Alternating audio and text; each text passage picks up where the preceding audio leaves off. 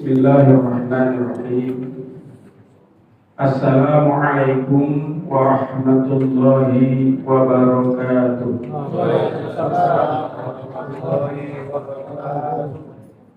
Alhamdulillahilladzi syarrafana bihuduri Ramadan. Asyhadu an la ilaha illallah wahdahu la syarika lah. Sahadatan tunjina minan niran. Wa asyhadu anna Muhammadan abduhu wa rasuluhu la nabiyya ba'dah. Allahumma salli wa sallim wa barik wa barik ala sayyidina Muhammadin salatan tulqi biha ar-ru'da wal haybata fi qulubil kafirin والمشركين والظالمين والمفسدين والحاسدين وعلى آله وأصحابه الكرام أجمعين. Hadratul Mukarramin yang saya hormati, Ketua dan Pengurus Masjid Jami Rawdatul Jannah, mudah-mudahan senantiasa diberikan kesehatan, panjang umur dalam taat ibadah kepada Allah, dimudahkan urusan dunia dan akhiratnya.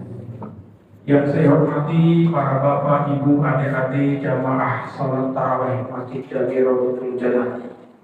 Saya berdoa kepada Allah Subhanahu wa taala, ya Allah berikan mereka kesehatan, panjangkan umur mereka dalam ibadah kepada Allah. Jadikan anak-anak mereka semuanya anak-anak yang ahli ibadah, ahli takwa. Mudahkan urusan dunia akhirat mereka ya Allah. Amin ya Allah ya Rabbal alamin. Bapak Ibu hadirin hafizakumullah, ulama sepakat bahwa Al-Quran itu diturunkan pada bulan suci Ramadan. Syahrul Ramadan alladzi unzila fihi al-Quran. Al-Quran diturunkan di bulan suci Ramadan. Ulama juga sepakat bahwa Al-Quran itu diturunkan di malam hari di bulan suci Ramadan pada malam Lailatul Qadar. Inna anzalnahu fi Lailatul Qadar. Sesungguhnya kami menurunkan Al-Quran pada malam Lailatul Qadar. Jadi kapan terjadi yang malam Lailatul Qadar itu? Kata Rasulullah, "Fansikun asiril awakhir." Carilah malam Lailatul Qadar itu di 10 hari terakhir di bulan suci Ramadan. 21 bisa 23. Pertanyaannya kenapa? Al-Quran diturunkan pada malam Lailatul Qadar, kita peringati di malam 17. Karena Al-Quran itu turunnya itu 2 gelombang. Gelombang yang pertama itu turunnya sekaligus. Kalau kata orang ujung hafal secara juga sekaligus dari surah Al-Fatihah, Al-Baqarah sampai An-Nas. Yang pertama.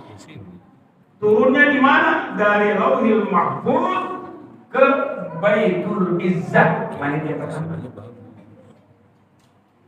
Setelah itu baru turun yang kedua, Bapak Ibu. Turun yang kedua ini dicicil, dikredit dari Baitul Izzah melalui malaikat Jibril kepada baginda Rasulullah SAW. Wahyu yang pertama kali turun adalah surah Al-Alaq ketika Nabi Muhammad berkhulwat atau berkontemplasi, bahasa Jawanya seperti di Gua Hiro. Turun ayat pertama, Iqra bismi rabbikal ladzi khalaq. Khalaqal insana min 'alaq. Iqra wa rabbukal akram. Alladzi 'allama bil qalam. 'allamal insana ma lam ya'lam. 5 ayat doang itu. Di Gua Hira turun 5 ayat doang. Setelah itu baru turun surah Al-Mudaththir. Lama. Ada wanita bertanya kepada Rasulullah, ya Rasulullah, bagaimana ini permasalahan menstruasi? Turun lagi. Yas'alunaka 'anil mahid. Ada lagi yang bertanya, ya Rasulullah, bagaimana pembagian harta rampasan perang? Turun lagi. Yas'alunaka 'anil anfal. Turun lagi, ya Rasulullah, bagaimana tentang mengurus anak yatim? Turun lagi ayat yas'alunaka 'anil yatama. Bertanya lagi, ya Rasulullah, bagaimana itu tentang ruh? Turun lagi melalui malaikat Jibril yas'alunaka 'anil ruh. Bertahap, dikredit, tergantung situasi, kondisi dan keadaan. Sampai berapa tahun? 22 tahun, 2 bulan, 22 hari. Dengan bedanya dari 23 tahun. Al-Quran itu dari ayat yang satu dengan ayat yang lainnya berkoneksi, Pak. Makanya satu-satunya kitab suci yang masih terjaga keasliannya Al-Quran. Coba, perintah puasa dan keagungan puasa terdapat dalam surat apa? Al-Baqarah 183, 84, 85, 86. Itu rangkaian perintah dan keutamaan puasa bulan Ramadan. Kenapa harus diturunkan? Kenapa harus Allah letakkan perintah dan keutamaan puasa itu di surah Al-Baqarah? Bukan di surah-surah yang lainnya. Karena terjadi peristiwa pembunuhan saudagar kaya, pengusaha kaya pada kalangan Bani Israil. Mayatnya diletakkan di pinggir jalan sehingga menggemparkan kaum yang berusaha Bani Israil. Orang kaya misalnya, punya banyak pengusaha, unikannya banyak, mati di pinggir jalan. Lalu nanya dia umat Nabi Musa, ya Musa, kamu kan Nabi, kamu Rasul, siapa kira-kira yang membunuh dia? Minta sama Allah supaya kita bisa tahu siapa pembunuh. Turun lagi wahyu dari Allah Subhanahu wa taala. Wa in qala Musa liqaumi inna Allaha ya'muruka an tadbahu baqarah. Allah perintahkan supaya menyembelih sapi. Nabi Musa dan umatnya Allah perintahkan untuk menyembelih sapi. Kenapa harus sapi? Kata lebih aja, yang haram. Karena sebagian umatnya Nabi Musa itu masih ada orang yang mempercayai bahwa sapi itu adalah hewan yang sakral, hewan yang mulia. Maka untuk mengikis kesyirikan ini, Allah perintahkan supaya Nabi Musa dan umatnya menyembelih hewan. Coba siapa yang berpuasa? Ya ayyuhalladzina amanu, wahai orang yang beriman. Puasa itu dalam rangka mengokohkan keimanan, meneguhkan keimanan.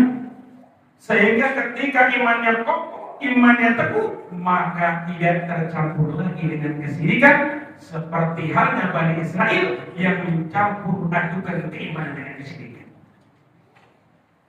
Setelah itu Pak, setelah perintah puasa ya, setelah berayat, lalu kita haji ya. Kenapa haji? Karena ibadah haji itu ibadah yang bisa disaksikan dan dilihat orang banyak. Rentan dengan sifat ria, rentan dengan sifat ujub, rentan dengan sifat takabur. Maka untuk menghilangkan itu semua, mengikis itu semua, nilai-nilai ibadah puasa harus disertakan dalam ibadah haji. Karena ibadah puasa itu ibadah qalbiyah, ibadah hati. Ibadah hati itu harus disertakan di saat ibadah-ibadah yang bisa disaksikan oleh orang banyak. Makanya kata walillahi ala nasi, karena Allah sajalah Allah perintahkan kepada manusia untuk melaksanakan ibadah haji. Ditutup ayat 186-nya masih yang berkesinambungan, yang berurutan dengan ayat-ayat perintah puasa dan bulan puasa. Apa? Ayat 186. Wa idza sa'alaka 'ibadi anni fa inni qarib ujibu da'watad da'i idza da'an falyastajibu li wal yu'minu bi la'allahum yarshudun. Itu. Wa idza sa'alaka ibadi, apabila hambaku bertanya anni tentang aku, fa inni qarib, langsung Allah yang jawab, langsung Allah yang jawab. Beda sama ayat yang tadi. Ya selalu kalau mereka bertanya kepada Muhammad tentang harta rampasan perang, kulil anfal, katakanlah oleh Muhammad, Nabi Muhammad yang disuruh jawab. Ya selalu mereka bertanya tentang roh, kulil roh, katakan Muhammad, Nabi Muhammad yang disuruh jawab. Tetapi ketika ayat-ayat puasa, Allah yang jawab sendiri.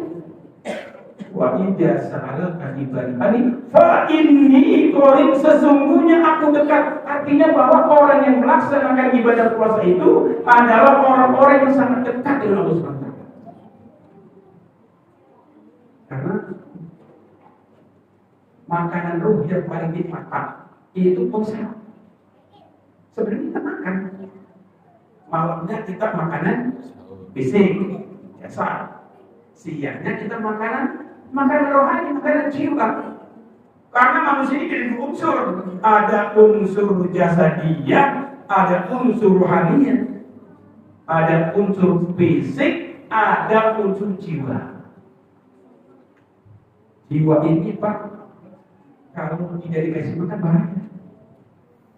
Kalau fisik ini, jasad ini, senikmat apapun makanan itu, secukup apapun protein, vitamin yang kita konsumsi, jasad ini mati Pak. Kekubur di jasad, di badan kekubur. Secukup apapun itu bisa kita kekubur. Tetapi yang namanya ruh, yang namanya jiwa Pak, nggak mati. Makanya dalam surah As-Samm, was-samsi wad-duhaha wal-qamari idza talaha wan-nahari idza jallaha wal-laili idza yaghshaha was-samaa'i wa ma banaha wal-ardi wa ma tuhaha wa nafsin wa ma sawwaha fa'allamaha fujuraha wa taqwaha qad aflaha man zakkaha. Allah hebat. Ciptaan Allah matahari punah Pak, habis. Rembulan itu punah. Alam semesta ini siang malam yang sini berganti habis punah. Tetapi ada kata Allah ciptaan yang hebat yang tidak punah apa? Wa nafsin wa ma sawwaha. Jiwa mati. Jiwa tidak punah. Makanya jiwa ini supaya bahagia di dunia dan bisa ke bawah jasad kita ini ke surga, jiwa ini harus terpenuhi isinya, harus dikasih makan. Makanan yang baik itu akan juga adalah ibadah puasa. Terakhir, uji budak watak da'i idza da'a. Ini puasa. Uji budak watak da'i, aku mengabulkan doa-doa orang yang berdoa. Artinya apa? Artinya bahwa di bulan suci Ramadan ini adalah setiap waktunya itu adalah mustajabah. Setiap detiknya, setiap jamnya, setiap harinya, malamnya, semuanya mustajabah. Ini kesempatan emas, bukan kesempatan emas lagi. Manfaatkan waktu-waktu yang mustajabah ini untuk lebih-lebih di Lailatul Qadar. Ya Allah, beribadah kesempatan nilai beribadah di Lailatul Qadar. Mudah-mudahan Allah Subhanahu wa taala berikan kita kebahagiaan dalam kehidupan dunia, kebahagiaan dalam kehidupan akhirat. Rabbana taqabbal minna salatana wa salana wa sujudana wa du'ana wa tadawu'an wa tammim tafsirana ya Allah ya Rabbal alamin. Ya Allah, terima salat kami ya Allah, terima sujud, terima rukun kami, terima ibadah kami ya Allah, sempurnakan segala kekurangan yang ada pada ibadah kami ya Allah. Wallahu muwaffiq ila aqwamit thoriq. Assalamualaikum warahmatullahi wabarakatuh. Waalaikumsalam warahmatullahi wabarakatuh.